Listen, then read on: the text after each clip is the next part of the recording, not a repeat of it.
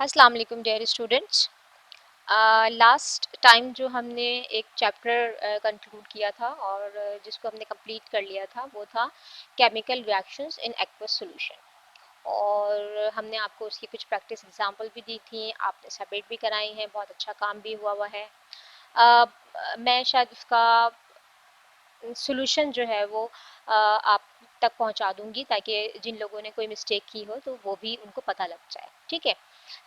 लेकिन अच्छा काम हुआ है। जब जो हमने जो लास्ट चैप्टर ख़त्म कर लिया था और उसके असाइनमेंट्स भी हमने देख लिए हैं, तो उसके बाद जो अब हम नेक्स्ट चैप्टर की तरफ जा रहे हैं और जो हमारा नेक्स्ट टॉपिक है वो है केमिकल बॉन्डिंग। ये हमारा चैप्टर है और इसमें हम टू टाइप्स ऑफ बॉन्ड्स की बात करेंगे। वैसे तो काफ़ी टाइप्स होती हैं बॉन्डिंग की, लेकिन अभी हम जो बात करेंगे वो है two types of bonding, that is ionic bond and covalent bond.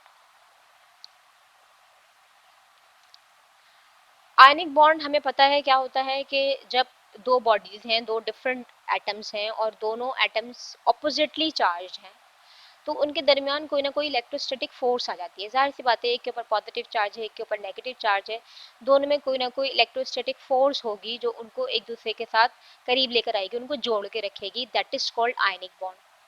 जबकि कोवेलेंट बॉन्ड क्या होता है? कोवेलेंट बॉन्ड में शेयरिंग ऑफ इलेक्ट्रॉन हो जाती है by overlapping the orbitals. Orbitals overlap करते हैं और कोवेलेंट बॉन्ड बनाते हैं। अच्छा, आयनिक बॉन्ड कब बनता है, कोवेलेंट बॉन्ड कब बनता है? ये डिपेंड करता है कि वो जो दो एटम्स हैं वो कैरेक्टर टेबल में कहाँ रहते हैं, ठीक है। जो लेफ्ट मोस्ट के जो एटम्स होते हैं जिनको हम मेटल्स कहते हैं, that is alkali metals and alkaline earth metals, और जो हम राइट हैंड साइड से अगर हम चलें तो 7 ग्रुप, 6 ग्रुप, 5th ग्रुप की हम बात करते हैं, तो ये नॉन मेटल्स जो हैं ये आपस में आयनिक बॉन्ड बनाते हैं। और हमने आपको बताया था, या शायद आपको पता भी होगा, कि जितना डिफरेंस होता है इलेक्ट्रॉन नेगेटिविटी का, वो डिसाइड करता है कि इनके दरमियान आयनिक बॉन्ड बनेगा या कोवेलेंट बॉन्ड बनेगा। एक पर्टिकुलर वैल्यू है, तो ये वैल्यू जितनी ज़्यादा होगी, डिफरेंस ऑफ इलेक्ट्रॉन नेगेटिविटी जितना ज़्यादा होगा, आयनिक बॉन्ड बनने के चांसेस उतने ज़्यादा हैं। और जितना ज़्यादा जो है वो कम ये डिफरेंस होगा, that is the difference in electron negativity, तो उस वक्त चांसेस होते हैं कि कोवेलेंट बॉन्ड बनेगा। आयनिक बॉन्ड की एग्जांपल देख लेते हैं। आज के चैप्टर में हम, आज की जो लेक्चर है उसमें हम आयनिक बॉन्ड की ही बात करेंगे। तो आयनिक बॉन्ड में हम एग्जांपल ले लेते हैं, most common example of sodium chloride. Sodium, उसके पास 11 इलेक्ट्रॉन्स होते हैं और उस 11 इलेक्ट्रॉन को इस तरीके से लिखा जाता है, that is 1s2, 2s2, 2p6, 3s1। ये टोटल 11 इलेक्ट्रॉन्स हैं। लेकिन ये याद रखने की बात है कि जब कभी भी बॉन्डिंग की बात होती है तो आमतौर पर उसमें वैलेंस इलेक्ट्रॉन टेक पार्ट करते हैं, ठीक है। इसी तरीके से क्लोरीन में भी देखें तो क्लोरीन में 17 इलेक्ट्रॉन होते हैं, तो 1s2, 2s2, 2p6, 3s2, 3p5। अच्छा, अब सोडियम के केस में क्या हो रहा है कि सोडियम अपना एक इलेक्ट्रॉन लूज कर रहा है और उसके ऊपर एक पॉजिटिव चार्ज आ रहा है। याद रखिए, जब कभी भी किसी भी एटम के ऊपर पॉजिटिव चार्ज है, चाहे 1 हो, 2 हो, 3 हो, जो भी हो, जितना पॉजिटिव चार्ज है, उसका मतलब ये है कि उसमें उतने ही इलेक्ट्रॉन्स की कमी है। क्योंकि हमें पता है कि एटम ऑन द होल एक न्यूट्रल एंटिटी है, उसमें जितने प्रोटॉन्स होंगे उतने ही इलेक्ट्रॉन्स भी होंगे, ठीक है। लेकिन अगर वो अपने इलेक्ट्रॉन लूज करता है तो इसका मतलब ये है कि उसके ऊपर पॉजिटिव चार्ज डोमिनेट करेगा, पॉजिटिव चार्ज आ जाएगा उसके ऊपर। तो इसने कौन सा इलेक्ट्रॉन लूज किया? अपना 3s1 वाला ये इलेक्ट्रॉन लूज कर दिया। क्लोरीन के केस में क्या है? क्लोरीन के केस में एक इलेक्ट्रॉन इसने लिया और इसके ऊपर एक माइनस चार्ज आ गया। फिर वही वाली बात है, क्योंकि इसने इलेक्ट्रॉन ले लिया तो अब इसके पास इलेक्ट्रॉन ज़्यादा हो गए, वो डोमिनेट कर रहे हैं और इसके पास इलेक्ट्रॉन आ गया है। और इसकी जो कॉन्फ़िगरेशन थी 3s2 3p5 से अब हो गई है 3s2 3p6, ठीक है। ये यहाँ पर जो इक्वेशन है ये वैलेंस शेल कॉन्फ़िगरेशन के साथ लिखी हुई है। सोडियम का वैलेंस शेल में, वैलेंस शेल है 3 और यहाँ पर कितने इलेक्ट्रॉन है? 1। तो मैंने इस 1 इलेक्ट्रॉन को यहाँ शो किया हुआ है। क्लोरीन का जो वैलेंस शेल है वो सिर्फ ये नहीं है, 3, जो यहाँ पर पूरा ऑर्बिट है, ये 3/3 शेल की मैं बात करूंगी, ये पूरे का पूरा ही इसका बैलेंस है, ठीक है। तो इसके 7 इलेक्ट्रॉन्स मैंने इसके वैलेंस शेल में लिखे हैं। ये इसके वैलेंस इलेक्ट्रॉन है, ये इसके वैलेंस इलेक्ट्रॉन है। जब रिएक्शन हुआ तो इसने अपना इलेक्ट्रॉन, ये जो ब्लू वाला इलेक्ट्रॉन था, वो इसने क्लोराइड को दे दिया और क्लोराइड के ऊपर माइनस चार्ज आ गया, सोडियम के ऊपर प्लस चार्ज आ गया और दोनों के दरमियान हो गई इलेक्ट्रोस्टैटिक इंटरेक्शन फोर्स डेवलप हुई, जिसकी वजह से एक अदद आयनिक बॉन्ड बन गया। ठीक है, ओके। तो अब इस इलेक्ट्रोस्टैटिक फोर्स की मदद से हम इनकी स्ट्रेंथ भी मालूम कर सकते हैं कि किसी आयनिक बॉन्ड की स्ट्रेंथ क्या होगी।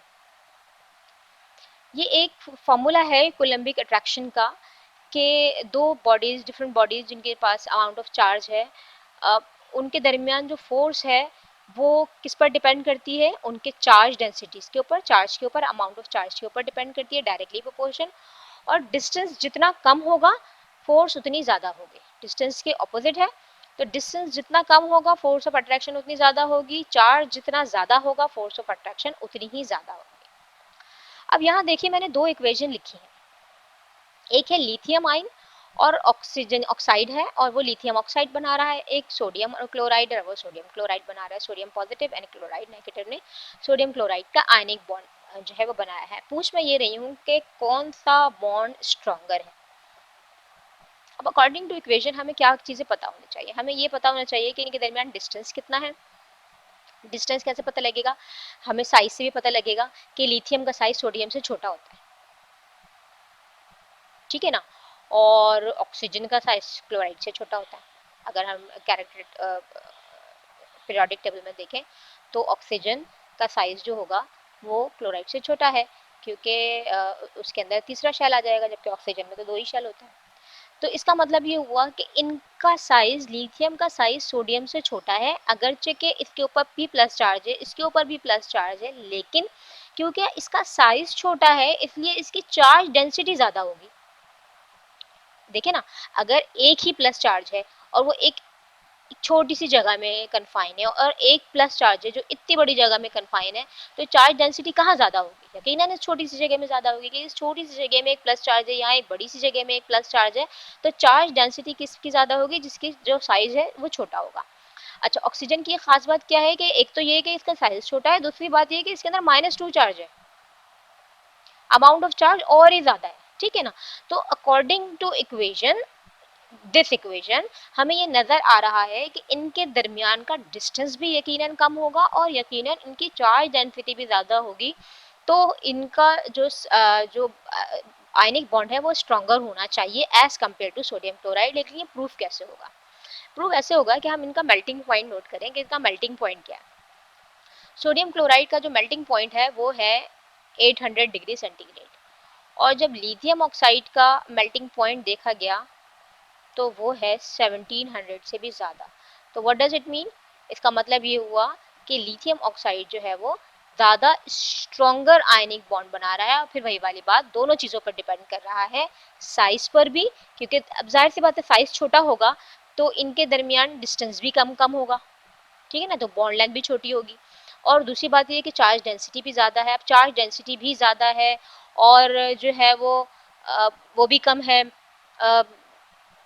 डिस्टेंस भी कम है, तो उस वक्त क्या होगा, उस वक्त ये होगा कि जो जो इसका बॉन्ड होगा वो निस्बतन ज़्यादा स्ट्रॉन्गर होगा एज कम्पेयर टू दिस, क्योंकि इसका साइज भी बड़ा है, चार्ज डेंसिटी भी कम है। तो इसका जो बॉन्ड होगा लिथियम ऑक्साइड का वो स्ट्रॉन्गर होगा as compared to sodium chloride. अच्छा, अभी हमने बात की थी कि कौन कौन से एटम्स जो हैं वो आयनिक बॉन्ड बना सकते हैं। मैंने अभी आपको बताया था कि मेटल और नॉन मेटल्स जो हैं वो आयनिक बॉन्ड बनाते हैं, क्योंकि उनकी इलेक्ट्रॉन नेगेटिविटी डिफरेंस जो है वो ज़्यादा होता है। ज़रा इसे देखिएगा इस नेक्स्ट स्लाइड में, जिसमें मैंने ये शो किया है in the form of periodic table. ये जो हैं ये हमारे मेटल्स हैं, है ना, और ये जो मेटल्स हैं इनके साथ जो ये नंबर ऑफ इलेक्ट्रॉन जो शो कर रहे हैं ये इसके वैलेंस इलेक्ट्रॉन है। इसमें एक वैलेंस इलेक्ट्रॉन है, इसमें दो हैं, इसमें तीन हैं, इसमें चार हैं, 5 6 7 8, ठीक है ना। ये बैलेंस इलेक्ट्रॉन शो कर रहे हैं कि ओके इनकी जो इलेक्ट्रॉन, ये वाले ऑफ कोर्स हमें पता है ये नॉन मेटल्स हैं, ठीक है, और ये वाले हमें पता है कि ये मेटल्स होते हैं, राइट। अच्छा, तो जो कॉम्बिनेशन बनता है वो आमतौर पर ये बनता है कि जो 1A के मेटल, 2A के मेटल और ग्रुप 3A के जो मेटल्स होते हैं वो 7 6 और 5A के कंपाउंड के मेटल्स के नॉन मेटल्स के साथ मिलकर आयनिक कंपाउंड बनाते हैं और बना सकते हैं, ठीक है। तो अब जब हम क्या कर रहे हैं नेक्स्ट स्लाइड्स में, हम इन मेटल्स को, जो कि कौन कौन से ग्रुप्स हैं 1A 2A एंड 3A, ठीक है, ये हमारे मेटल्स हैं। इसमें मोस्टली मेटल्स हैं और हम इनको रिएक्ट करवाएंगे किनके साथ, ग्रुप 7A के साथ, 6A के साथ और ग्रुप 5A के साथ। ठीक है, ये पुरानी जो चीज़ है वो दी हुई है, 1A 2A 3A 4A 5 है ये और जो न्यू पीरियोडिक टेबल है उसके अंदर कोई इस तरह की बात नहीं है। यहाँ से शुरू है 1 2 3 4 5 6 7 8 9 10 से लेकर पूरा 18 तक इन्होंने इसको जो है वो डिस्ट्रीब्यूट किया हुआ है। तो खैर जो समझने की बात वो है वो ये कि ये तीन ग्रुप्स के मेटल और ये तीन ग्रुप्स के नॉन मेटल्स को मैं अब डिस्कस करने जा रही हूँ कि इनके कंपाउंड्स किस फॉर्मेट में बन सकते हैं। पहला जो मैंने चूज किया है वो ये किया है कि मैंने नॉन मेटल 7A ग्रुप का ले लिया। इस ग्रुप का मैंने नॉन मेटल ले लिया। अच्छा, ये नोबल गैसेस कहलाती हैं, ये आमतौर पर रिएक्ट नहीं करती हैं। इनके रिएक्शन करने की काफ़ी डिफरेंट कंडीशंस होती हैं। जब ये एक्साइटेड होते हैं और इनके इलेक्ट्रॉन जब इधर उधर जाते हैं तब ये बॉन्डिंग करती हैं। ये आमतौर पर क्योंकि नॉन रिएक्टिव हैं इसलिए ये बॉन्ड नहीं बनाते। ठीक है, तो मैंने जो चूज़ किया हुआ है वो चूज़ किया है ग्रुप 7A। तो ग्रुप 7A में कौन कौन है, फ्लोरीन है, क्लोरीन है, ब्रोमीन है, आयोडीन है, एसिटीन है। तो ये सारे जो हैं वो बॉन्ड बना सकते हैं। किसके साथ बॉन्ड बना सकते हैं, 1A के साथ भी बना सकते हैं, 2A के साथ भी बना सकते हैं और 3A के साथ भी बना सकते हैं। तो हमारी जो नेक्स्ट स्लाइड है वो यही काम करने जा रही है कि हमने मेटल जो है वो तीनों लिए हैं, 1A 2A 3A और नॉन मेटल मैंने 7A ग्रुप का लिया है। ठीक है, अच्छा अब जो रेशो होगा वो किस तरीके से होगा, जाहिर सी बात है मेटल अगर 1A ग्रुप का है तो उसके ऊपर जो चार्ज होगा वो प्लस होगा। अगर 2A ग्रुप का है तो उस पर चार्ज +2 होगा और अगर 3A ग्रुप का है तो मेटल के ऊपर चार्ज +3 होगा। ठीक है, ये बात हो गई। और क्योंकि नॉन मेटल 7A ग्रुप का है तो हमें सबको पता है कि ये 7A ग्रुप में क्योंकि सिर्फ एक ही इलेक्ट्रॉन की डेफिशिएंसी है ऑक्टेट कंप्लीट होने पे, तो ये एक ही इलेक्ट्रॉन ले सकता है। तो ये माइनस साइन के साथ फ्लोराइड बन जाएगा, ये क्लोराइड बन जाएगा, ये ब्रोमाइड बन जाएगा। इसी तरीके से हम जो है वो इनको एक्स से डिनोट कर रहे हैं। इस नॉन मेटल को मैं एक्स से डिनोट कर रही हूँ और इसके ऊपर क्या चार्ज है, -1। अब जब कभी भी कोई बनेगा हमारे पास आयनिक बॉन्ड बनेगा, इट मस्ट बी न्यूट्रल। ठीक है ना, तो अब अगर एक पॉजिटिव और एक नेगेटिव है तो सिंपल फॉर्मूला बन जाएगा mx। लेकिन अगर मेटल के ऊपर +2 चार्ज है और एक x के ऊपर -1 ही चार्ज है तो इसका मतलब ये हुआ कि हर मेटल को दो नॉन मेटल्स चाहिए होंगे ताकि कोई कंपाउंड बन सके जो कि न्यूट्रल हो। तो इसको 2x- चाहिए होंगे। इसी तरीके से अगर मेटल +3 में है तो इसे 3 नॉन मेटल्स चाहिए होंगे। तो इस तरीके से जो फार्मूला बनेगा वो होगा, इसमें क्योंकि एक है इसलिए mx, यहाँ पर 2 हैं तो mx2 और यहाँ पर mx3। और इसकी जो एग्जांपल्स हैं वो भी दी हुई हैं। ये ग्रुप 1A का मेटल है, ये ग्रुप 7A का नॉन मेटल है, लिथियम ब्रोमाइड। ठीक है, ये ग्रुप 2A का मेटल है मैग्नीशियम, उस पर +2 चार्ज होता है। और ये ग्रुप 7A का नॉन मेटल है क्लोराइड, जिसके ऊपर -1 चार्ज होता है। तो मुझे 2 क्योंकि क्लोराइड चाहिए इसलिए MgCl2। ठीक है, ये गैलियम है, ठीक है, जो थर्ड ग्रुप में होता है। और फ्लोराइड है जो कि फर्स्ट ग्रुप 7A ग्रुप में होता है, इसके ऊपर माइनस चार्ज होता है। तो इसका मतलब ये हुआ कि ये मेटल के साथ 3 नॉन मेटल्स लगेंगे और गैलियम ट्राईफ्लोराइड जो है ये कंपाउंड बनेगा। इसी तरीके से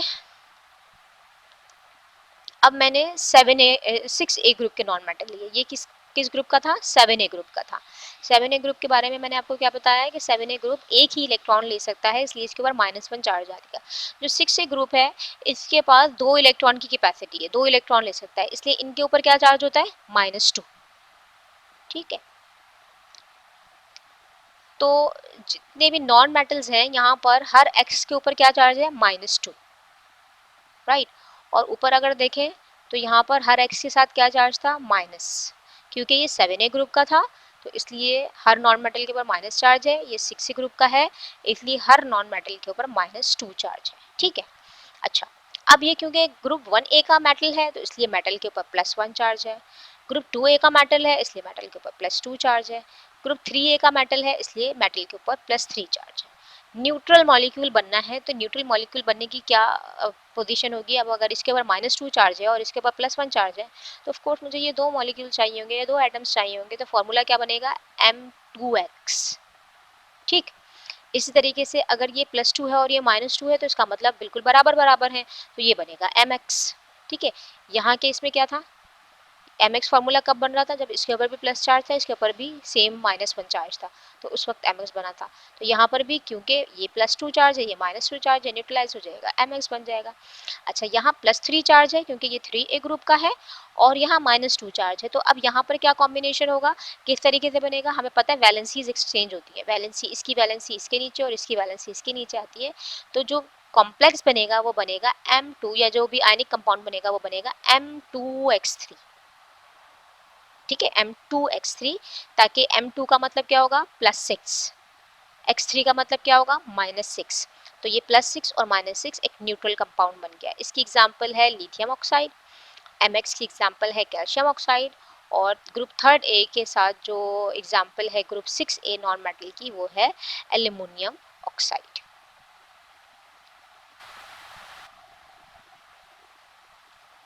ओके, अब नेक्स्ट स्लाइड में हम बात करने जा रहे हैं नॉन मेटल जो कि 5a ग्रुप का है। ठीक है, 5a ग्रुप में अगर हम देखें तो 5a ग्रुप में 3 इलेक्ट्रॉन की मजीद गुंजाइश बाकी है ऑक्टेट कंप्लीट होने के लिए, इसलिए इनके ऊपर -3 चार्ज हो सकता है। ठीक है, तो अब अगर 5th ग्रुप के अंदर जो भी नॉन मेटल है जिसको हम एक्स से डिनोट करें, उन सब के ऊपर -3 चार्ज। ठीक है, 6a ग्रुप में हर x के ऊपर -2 चार्ज था, और 7a ग्रुप में हर x के ऊपर -1 चार्ज था। ठीक है, -1 चार्ज, -2 चार्ज 6a ग्रुप में, और 5 ग्रुप में सब पे -3 चार्ज। अच्छा, 1a का मेटल तो +1, 2a का मेटल तो +2, 3a का मेटल तो +3। कॉम्बिनेशन कैसे बनेगा, जाहिर सी बात है, अगर ये इस पे +-3 चार्ज है तो इसको बैलेंस करने के लिए 3 m चाहिए होंगे, तो ये हो गया M3x। अब अगर यहाँ पर +2 है और यहाँ -3 है, तो वही वाली बात है, वैलेंसीज अगर एक्सचेंज होंगी तो फॉर्मूला क्या बनेगा, M3, क्योंकि इसकी वैलेंसी इसकी जो ऑक्सीडेशन स्टेट है वो 3 है, तो अब ये 3 इसके नीचे आ जाएगा, ये 2 इसके नीचे चला जाएगा, तो M3x2, M3x2। अब अगर M3x2 को देखा जाए तो इसका मतलब ये हुआ, क्योंकि मेटल के ऊपर +2 चार्ज है, तो 3 मेटल्स के ऊपर +6 चार्ज हो जाएगा। इसी तरीके से क्योंकि x के ऊपर -3 चार्ज है, तो 2x के ऊपर -6 हो जाएगा, ये +6 हो गया, ये -6 हो गया, तो ये हमारे पास एक फार्मूला बन गया। ठीक है, अच्छा, थर्ड ए ग्रुप में मेटल के ऊपर भी +3 है, और जो नॉन मेटल है उसके ऊपर भी -3 है, तो इसका मतलब ये हुआ कि यहाँ पर जो फॉर्मूला है वो, क्योंकि ये इक्वल इक्वल बैलेंसी है, तो इनका जो फॉर्मूला होगा वो mx ही बन जाएगा। तो इस केस में क्या बन रहा है, M3x, M3x2 और mx। तो M3x की जो एग्जाम्पल है वो है लिथियम नाइट्राइड, और M3x2 की जो एग्जाम्पल है वो है कैल्शियम फॉस्फाइड, और mx की जो एग्जाम्पल है वो है एल्यूमिनियम फॉस्फाइड। ठीक है, तो इस तरीके से हमने डिफरेंट मेटल्स और डिफरेंट नॉन मेटल्स की एग्जाम्पल्स देखी कि वो किस रेशियो में बनेंगे और उनका फॉर्मूला क्या होगा। अच्छा, अब हम बात करते हैं इस रिएक्शन की जो कि हमने बिल्कुल शुरू में डिस्कस किया था, सोडियम क्लोराइड का बनना। ठीक है, कि सोडियम क्लोराइड के बनने में ये जो आयनिक बॉन्ड बन रहा है, इसका एनर्जी रिलेशनशिप क्या है, क्या ये ऐसा है कि सोडियम में से एक इलेक्ट्रॉन निकला और सोडियम पॉजिटिव आयन बन गया और इसकी आयनाइजेशन पोटेंशियल वैल्यू है 496 किलो जूल पर मोल। ठीक है, इसी तरीके से क्लोरीन है, क्लोरीन में एक इलेक्ट्रॉन गया और ये क्लोराइड बन गया, और इसकी इलेक्ट्रॉन एफिनिटी वैल्यू है -349, और अगर हम इन दोनों को सम करें तो इन दोनों का जो रिएक्शन है तो सोडियम क्लोराइड बन गया, तो इन दोनों को ऐड कर दिया तो ये हमारे पास आंसर आ गया। ठीक है, प्लस का 147। क्या ये एक सूटेबल चीज़ लग रही है, इज इट ओके, मतलब लग रहा है कि ये ठीक बात है। अब क्या कोई रिएक्शन ऐसा हो सकता है कि जो बहुत स्टेबल कोई कंपाउंड हो और उसकी इंथैल्पी पॉजिटिव में हो, यहीं से हमें थोड़ा चौंक जाना चाहिए कि जो भी आमतौर पर स्टेबल कंपाउंड बनते हैं उनकी इंथैल्पी जो होती है, जो फॉर्मेशन की इंथैल्पी होती है वो आमतौर पर नेगेटिव में होती है। क्या ये रिएक्शन ऐसा ही है कि एक सोडियम में से सोडियम एक इलेक्ट्रॉन निकला, सोडियम आयन बन गया, और क्लोरीन में एक इलेक्ट्रॉन ऐड हो गया, वो क्लोराइड आयन बन गया, और दोनों ने मिलकर सोडियम क्लोराइड बना लिया, और हम इसकी आयनाइजेशन पोटेंशियल और इसकी इलेक्ट्रॉन एफिनिटी को ऐड कर दें, क्या ये सब ठीक है? तो हम कहेंगे no, it is not okay, it is not the case. असल रिएक्शन क्या है? असल रिएक्शन तो ये है, असल रिएक्शन तो ये है कि सोडियम सॉलिड फॉर्म में होता है और वो हाफ क्लोरीन के साथ रिएक्शन करता है तो सोडियम क्लोराइड बनाता है। हमें तो इसकी फॉर्मेशन एंथैल्पी चाहिए। और ये रिएक्शन भी ऐसे नहीं कि बस यूं ही हो गया, इसके होने में भी कुछ स्टेप्स हैं, ठीक है, इसके होने में भी कुछ काम करना पड़ेगा। और वो काम क्या होगा? वो ये कि हम स्टेप बाय स्टेप चलेंगे और देखेंगे कि एक्चुअली हमें क्या चाहिए, हाँ एक्चुअली जो पूरा प्रोसेस है उसमें क्या क्या चीज़ें इन्वॉल्व हैं। सबसे पहला काम तो ये होना है कि जो सोडियम सॉलिड में है इसको सोडियम गैशियस में कन्वर्ट होना है, इसके लिए उसको एनर्जी चाहिए, ठीक है। दिस कॉल्ड सब्लिमेशन, कि सोडियम सॉलिड से अगर सोडियम गैस में कन्वर्ट हो रही है, क्योंकि हम जब बात करते हैं जब रिएक्शन हो रहा है तो गैशियस फॉर्म में हो रहा है, तो सोडियम सॉलिड से सोडियम गैशियस में कन्वर्ट हो रहा है और इस रिएक्शन की जो इंथैल्पी है वो है +108। यानी ये काम करने के लिए उसने एनर्जी एब्जॉर्ब की है, उसको चाहिए। +108 का मतलब ये है कि इसको ये एनर्जी चाहिए। अच्छा, दूसरा स्टेप क्या है? दूसरा स्टेप ये है कि जो क्लोरीन है, क्लोरीन तो मॉलिक्यूल है ना, क्लोरीन गैस जो है वो एक मॉलिक्यूल है, ये कोई एटम नहीं है, मुझे तो एटम चाहिए अलग, ठीक है। तो क्या हो रहा है? क्लोरीन गैस टूट रही है दो अलग अलग एटम में और इसके लिए भी इसको एनर्जी चाहिए और ये रिएक्शन क्या कहला रहा है? एटमाइजेशन, ठीक है। तो पहला स्टेप है सब्लिमेशन। सब्लिमेशन में सोडियम सॉलिड जो है वो सोडियम गैस में कन्वर्ट हो रही है, उसके लिए भी हमें एनर्जी चाहिए। दूसरा वाला जो केस है जिसमें क्लोरीन गैस है, मुझे क्लोरीन गैस नहीं चाहिए, क्लोरीन का एटम चाहिए, तो उसने भी मुझे 2 क्लोरीन के एटम दे दिए और इस काम के लिए भी एनर्जी चाहिए, इस एटमाइजेशन के लिए भी एनर्जी चाहिए और वो है 244 किलो जूल पर मोल। ये तो हुए 2 स्टेप। क्या क्या चीज़ें आ गई मेरे पास? सोडियम की गैस आ गई और क्लोरीन भी गैसियस फॉर्म में आ गई। उसके बाद ये होगा कि जो सोडियम गैसियस फॉर्म में है, अगर आपको आयनाइजेशन पोटेंशियल की वो याद हो डेफिनेशन, तो उसमें गैसियस फॉर्म की जिक्र होता है कि गैसियस फॉर्म में अगर आप किसी मेटल की गैसियस फॉर्म में एक इलेक्ट्रॉन निकालते हैं तो वो जो एनर्जी होती है वो आयनाइजेशन पोटेंशियल होती है। तो एक्चुअली क्या है? 1 मोल ऑफ सोडियम, ऐसा गैस की फॉर्म में जो 1 मोल सोडियम है, जब ये सोडियम प्लस आयन देगा तो क्या बनाएगा? जाहिर सी बात है एक इलेक्ट्रॉन भी निकलेगा। उस वक्त की जो एनर्जी, अच्छा इस काम के लिए भी एनर्जी चाहिए और वो है 495 किलो जूल पर मोल। इसी तरीके से वो जो क्लोराइड मैंने एटम बनाया था ना, ये तो पहले तो सोडियम को सॉलिड से गैस बनाया, उसके बाद क्लोरीन से मैंने क्लोरीन का एटम बनाया गैसियस फॉर्म के अंदर। तो अब मुझे इसको भी क्लोराइड में कन्वर्ट करना है, ठीक है ना। 1 मोल ऑफ क्लोरीन एटम, ठीक है, एटम की बात हो रही है, converted into chloride ion, minus sign ले रहा है यानी एक इलेक्ट्रॉन ले रहा है, ठीक है। तो आमतौर पर इलेक्ट्रॉन एफिनिटी ज़्यादातर केसेस में नेगेटिव होती है, तो यहाँ हमें नज़र आ रहा है कि ओके इसकी जो इंथैल्पी वैल्यू है इलेक्ट्रॉन एफिनिटी की वो है -349, ठीक है। तो अब तक 4 स्टेप हो गए। चार स्टेप कौन कौन से? पहले में हुई है सब्लिमेशन, गैस में कन्वर्ट हुआ सोडियम। फिर दूसरे में जो है वो क्लोरीन गैस की एटमाइजेशन हुई, अलग-अलग हुआ, इसके लिए भी एनर्जी चाहिए। तीसरे में सोडियम आयन में कन्वर्ट हुआ, इसके लिए भी एनर्जी चाहिए। चौथे स्टेप में क्लोरीन जो है वो क्लोरीन आयन में कन्वर्ट हुआ, उसके लिए भी एनर्जी, उसमें एनर्जी इवॉल्व हुई। अब जो पांचवा स्टेप है ना वो सबसे ज़्यादा इंपॉर्टेंट है और वो ये कि जब ये सोडियम और ये क्लोराइड जब आयनाइज फॉर्म में एक दूसरे के करीब आते हैं और जब बॉन्ड बनाते हैं तो एक लेटस एनर्जी निकलती है, एक लैटिस की फॉर्म में रहते हैं। ये ऐसा नहीं होगा कि सोडियम और क्लोराइड एक ने अपना अलग बनाया हुआ है, एक ने अलग बनाया हुआ है। सोडियम और क्लोराइड हमेशा एक साथ एक लैटिस की फॉर्म में रहते हैं। आप बुक खोल के देखिएगा और देखिएगा कि वहाँ एक क्यूब की शक्ल बनी हुई होगी जिसमें एक सोडियम है, उसके सब तरफ क्लोराइड है, एक क्लोराइड है, उसके सब तरफ सोडियम है, तो ये एक लैटिस बनाते हैं। तो इस लैटिस एनर्जी की जो वैल्यू है ये है -786, ठीक है।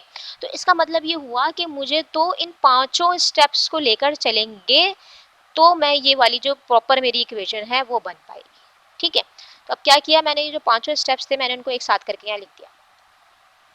अच्छा, वन बाय वन पहले पहले स्टेप देखते जाते हैं। पहला स्टेप क्या है? सोडियम सॉलिड से सोडियम गैस बना है। यहाँ पर देखें, सोडियम सॉलिड से सोडियम गैस बन गया 108 किलो जूल पर मोल।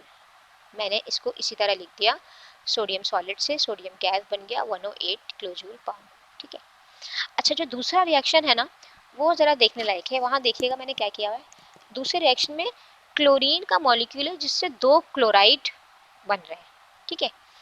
लेकिन मुझे 2 क्लोरीन नहीं, मुझे एक पूरा मोल क्लोरीन का नहीं चाहिए। मेरी इक्वेशन अगर आप देखें तो मुझे तो हाफ क्लोरीन चाहिए, और मुझे यहाँ सोडियम क्लोराइड के साथ भी एक क्लोरीन क्लोराइड का एटम चाहिए। तो मुझे तो 2 क्लोराइड चाहिए नहीं, इसका मतलब मुझे इतनी एनर्जी नहीं चाहिए, मुझे इसकी हाफ एनर्जी चाहिए, क्योंकि मुझे 2 क्लोराइड के एटम नहीं चाहिए, क्लोरीन के एटम नहीं चाहिए, बल्कि मुझे एक चाहिए। तो जितनी भी एनर्जी इस पूरे रिएक्शन की है ये 1 मोल के लिए है, तो मुझे हाफ मोल के लिए कितनी चाहिए होगी? Of course half, that is 122। तो मैंने इस रिएक्शन को Cl2 और 2Cl नहीं लिखा, मैंने वहां लिखा है half Cl2 1Cl, half Cl2 and 1Cl, क्योंकि मुझे चाहिए ये, ठीक है। और यहाँ पर जो 244 था मैंने उसको भी हाफ कर दिया, दैट इज 122, ठीक है। तो एक्चुअली हमें देखना पड़ेगा कि हमें क्या चाहिए और क्या नहीं चाहिए। ओके, तीसरा रिएक्शन क्या था? तीसरा रिएक्शन ये था कि सोडियम का 1 मोल गैशियस सोडियम आयन में कन्वर्ट हुआ, और 1 इलेक्ट्रॉन उसने जो है वो लूज़ किया, और उसकी एनर्जी है 495। मैंने एज इट इज़ यहाँ इसको लिख दिया क्योंकि ये इसी तरह चाहिए था मुझे। चौथे केस में क्लोरीन जो है वो 1 इलेक्ट्रॉन लेकर क्लोराइड आयन बनाएगा, और इसकी एनर्जी है -349। सेम ऐसे ही मैंने यहाँ भी लिखा था, मैंने वहाँ पर भी लिख दिया।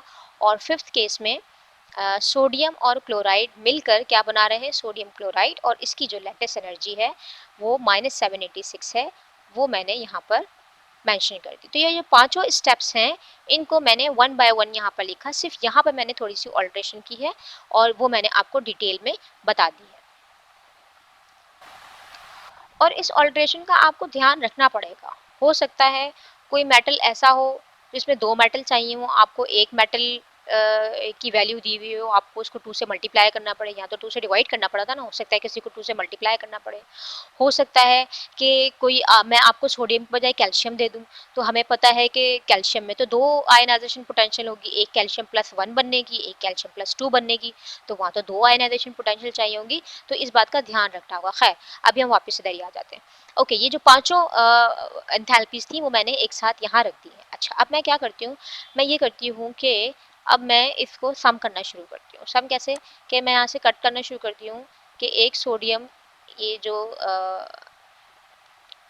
गैस है, ठीक है, ये इस सोडियम गैस से लेफ्ट साइड से कट जाएगी। ये मैंने राइट से और लेफ्ट को आपस में काट दिया, ठीक है। इसी तरीके से मुझे ये नज़र आ रहा है कि ये Cl गैस और ये Cl गैस भी आपस में कैंसिल आउट हो सकते हैं।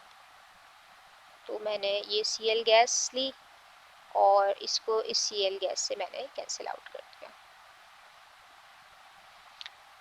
फिर उसके बाद मुझे ये नज़र आ रहा है कि ये सोडियम प्लस आयन और ये सोडियम प्लस आयन भी कैंसिल आउट हो सकता है, तो मैंने ये सोडियम भी कैंसिल कर दिया और ये सोडियम भी कैंसिल कर दिया, ठीक है। अच्छा,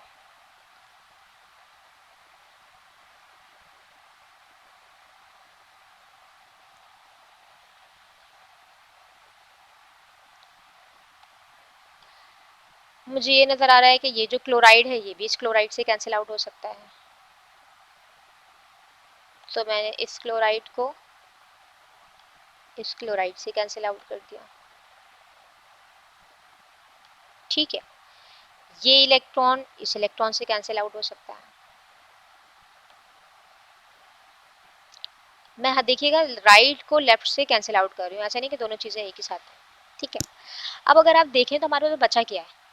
हमारे पास देखें तो कैंसिल आउट जो चीज़ें नहीं हुई हैं वो लेफ्ट साइड पे बची हैं, sodium solid half chlorine solid, और राइट साइड पे बचा है सोडियम क्लोराइड सॉलिड। तो इसका मतलब जो मेरी ओवरऑल इक्वेशन थी वो ये बन गई है, ठीक है।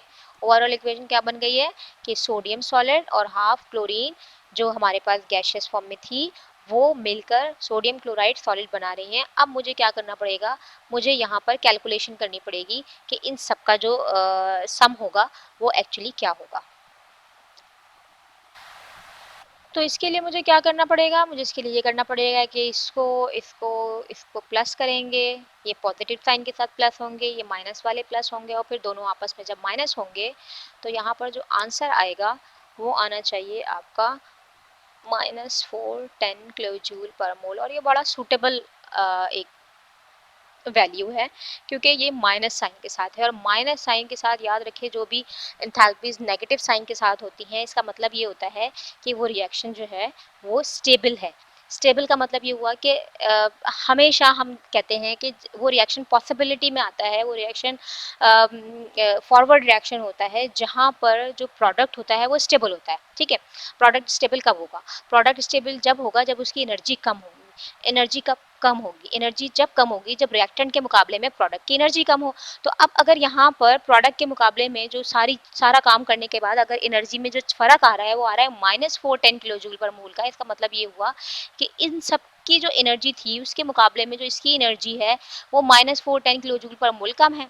इसने इतनी एनर्जी रिलीज की है, इसने इतनी एनर्जी जो है वो बाहर निकाल दी है। तो इसका मतलब सोडियम क्लोराइड एक स्टेबल मॉलिक्यूल है। जबकि हमने शुरू में जो बात की थी, वो जो हमने ये बात की थी कि ये पॉसिबल है या नहीं पॉसिबल, उस वक्त ये वैल्यू ही +147 में आ रही थी। हमें उसी वक्त ही हम अलर्ट हो गए थे कि ये चीज़ पॉसिबिलिटी नहीं हो सकती। ठीक है ना, तो इसलिए जो है वो हमने इसको इस तरीके से सॉल्व किया, स्टेप बाय स्टेप लेकर चले, और उसके बाद हमने इसकी जो है वो ये वैल्यू कैलकुलेट की। ठीक है, तो आज का जो हमारा लेक्चर था वो रिगार्डिंग आयनिक बॉन्ड था, और उस आयनिक बॉन्ड में हमने ये देखा कि किस तरीके से आयनिक बॉन्ड बनता है और कौन कौन से ग्रुप्स होते हैं जो कि आयनिक बॉन्ड्स बनाते हैं। Group 1A 2A 3A metals में आते हैं, group 7A 6A 5A non metals में आते हैं। हमने आपको उनके कॉम्बिनेशन बनवाए, और फिर उसके बाद सोडियम क्लोराइड की एक एग्जाम्पल लेकर आपको ये बताया कि सोडियम क्लोराइड जो एक बन रहा है उसके पीछे क्या क्या चीज़ें, क्या क्या स्टेप्स जो हैं वो इन्वॉल्व हैं, और उनकी इसकी जो फॉर्मेशन, इंथैल्पी फॉर्मेशन है वो हम कैसे कैलकुलेट कर सकते हैं। तो उसके लिए हमें क्या क्या चीज़ें पता होनी चाहिए, उसके लिए हमारे पास कुछ नॉलेज होनी चाहिए। और वो नॉलेज क्या क्या है? वो नॉलेज ये कि मुझे एनर्जी ऑफ सब्लिमेशन पता हो, जिसकी भी मैं बात कर रही हूँ, उसकी एटमाइजेशन एनर्जी मुझे पता हो, मुझे ये पता हो कि आयनाइजेशन पोटेंशियल कितना है, मुझे ये पता हो इलेक्ट्रॉन एफिनिटी कितनी है और लैटिस एनर्जी कितनी है। मेरे पास ये वैल्यूज़ होनी चाहिए। ठीक है, तो हम एंथैल्पी फॉर्मेशन निकाल सकते हैं। तो आपके लिए मैंने ये एक एक्सरसाइज रखी है।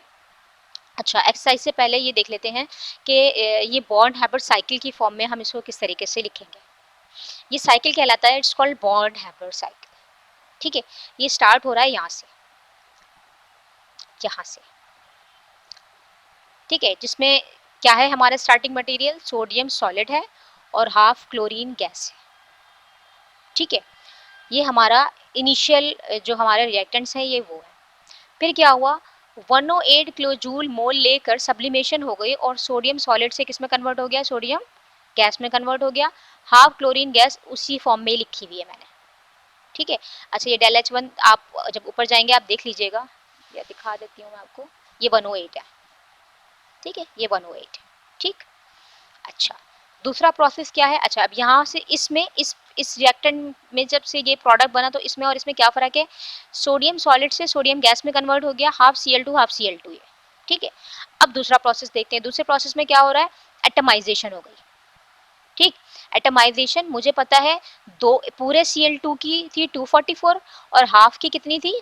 हाफ कर दिया था मैंने 122। तो मैंने कहा ओके, अब मैंने सोडियम गैशियस उसी फॉर्म में रखा हुआ है, और ये किस में कन्वर्ट हो गया? हाफ Cl2 से Cl गैस में कन्वर्ट हो गया। ठीक है, तो ये हुई सब्लिमेशन, ये हुई एटमाइजेशन, ये दोनों यहाँ रखी हुई है 108 एंड 122। ठीक, अच्छा, ये मैंने अप डायरेक्शन में क्यों बनाया हुआ है? अप डायरेक्शन में इसलिए बनाया हुआ है क्योंकि ये वैल्यूज प्लस में है। ठीक है ना, +108 +122, मुझे ये वाला जो काम करूंगी मुझे ये भी अप डायरेक्शन में बनाना पड़ेगा। अच्छा, अब ये जो सोडियम और क्लोराइड है उसमें क्या हो रहा है? जो सोडियम था उसकी जो आयनाइजेशन पोटेंशियल वैल्यू है वो भी प्लस में थी, है ना। तो अब मैंने क्या चेंज किया? अब अब ये जो मेरा प्रोडक्ट था, अब मेरा ये रिएक्टेंट बन गया। इस रिएक्टेंट से मुझे इस प्रोडक्ट में जाना है। ठीक है, तो अब इन दोनों में फर्क देखें क्या है? सोडियम गैशियस सोडियम आयन में कन्वर्ट हो गया, इसमें कोई चेंज नहीं है। क्लोरीन एटम अपनी क्लोरीन एटम की फॉर्म में ही रखा है। हर जगह मैं एक एक को ही लेके चल रही हूँ ना। इन दोनों में से मैंने इसको चेंज किया, इसको वहीं रखा, फिर इसको चेंज किया, इसको वहीं रखा, अब इसको चेंज कर रही हूँ और ये अपनी जगह में। ठीक, सोडियम प्लस आयन में कन्वर्ट हुआ, दैट इज 495, जिसके बारे में मैंने कहा आपको ये आयनाइजेशन पोटेंशियल है, ये रहा +495। अब क्या है? जब क्लोराइड की एफिनिटी की बात आएगी तो ये माइनस में है, तो इसलिए मैंने क्या किया? इसका एरो नीचे की साइड पे बना दिया। अब ये मेरा रिएक्टेंट हो गया, ये मेरा प्रोडक्ट हो गया। ठीक है ना। अब यहाँ क्या चेंज है, सोडियम प्लस में है, सोडियम प्लस में ही रखा हुआ है। क्लोराइड में मैंने चेंज किया है, क्या चेंज किया है कि Cl गैस अब Cl माइनस में यानी क्लोराइड आयन में चेंज हो गया। ठीक है, तो ये बन गया हमारे पास, ये माइनस में 349 है इसलिए मैंने इसका एरो बना दिया। अब जब सोडियम और क्लोराइड मिलके सोडियम क्लोराइड बना रहे हैं, जो हमारा सबसे आखिरी रिएक्शन था, सोडियम और क्लोराइड मिलकर सोडियम क्लोराइड बना रहे हैं, तो उसकी वैल्यू थी -786, यानी एरो नीचे की तरफ आ रहा है। मैंने काफी इसको लंबा एरो बनाया है, दैट इज -786। स्टार्ट कहाँ से हुए थे हम, यहाँ से, ये था हमारा पहला प्रोडक्ट। ठीक है ना, 1 2 3 4 5। ठीक है, ये 5 इक्वेशंस हैं और ये 5वां प्रोडक्ट बन गया मेरा। ठीक है, तो ये जो रिएक्शन है, ये जो मेरा, ये जो एनर्जी लेवल है, ये जो एनर्जी का डिफरेंस आ रहा है, ये मैंने जो लाइन बनाई है वो इसकी एनर्जी के लिए बनाई है। ये प्रोडक्ट की एनर्जी है और ये रिएक्टेंट मेरा यहाँ था, तो इन दोनों का जो डिफरेंस है यहाँ से यहाँ तक का वो कितना है, -410 किलो जूल पर मोल। तो ये जो इक्वेशंस है इनको मैं एक साइकिल की फॉर्म में भी लिख सकती हूँ, जिसको कहते हैं बॉर्न हैबर साइकिल, और इसको इस फॉर्म के अंदर लिखना भी आना चाहिए कि एक्चुअली अगर आपको ये दिया जाए तो आप इक्वेशंस लिख सकें, इक्वेशंस दी जाएं तो साइकिल बना सकें, या अगर सिर्फ सवाल ही दिया जाए तो आप ये दोनों काम कर सकें, जैसे कि अभी आपने करना है। ये एक मैंने आपको एक क्वेश्चन दिया है और ये लिथियम के लिए है। ठीक है, बिल्कुल सेम एग्जाम्पल है, और बस सिर्फ सोडियम की जगह लिथियम है और क्लोरीन की जगह फ्लोरीन है। ठीक है, तो आप ये करेंगे तो उसके बाद मैं आपको थोड़ी सी एक और डिफिकल्ट एग्जाम्पल भी दूंगी। इसकी एंथैल्पी ऑफ सब्लिमेशन ये मुझे चाहिए, ये दी हुई है। फर्स्ट आयोनाइजेशन पोटेंशियल एनर्जी वो भी दी हुई है।